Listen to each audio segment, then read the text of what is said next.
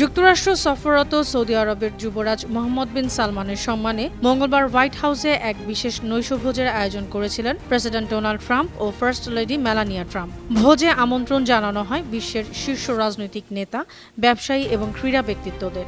ওই রাতে বিশ্বের বিভিন্ন ক্ষেত্রের মহাতারকার মিলন মেলায় সবচেয়ে বেশি নজর ছিল CR7 খ্যাত পর্তুগিজ ফুটবলার ক্রিশ্চিয়ানো রোনালদোর দিকে।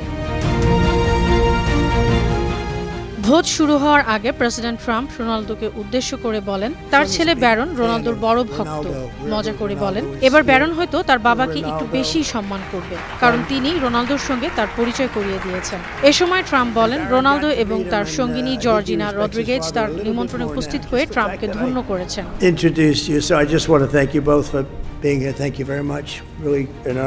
আমেরিকার লাস ভেগাসে নিজের বিরুদ্ধে ধর্ষণের অভিযোগ ও আইনি জটিলতার কারণে দীর্ঘদিন যুক্তরাষ্ট্র সফর এড়িয়ে চলছিলেন রোনালদো।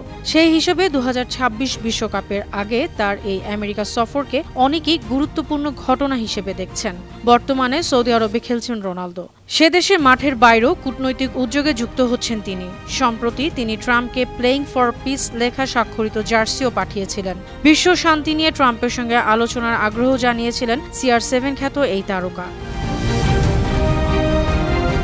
অনন্যা চৈতি, স্পোর্টস ডেস্ক, বানো টিভি।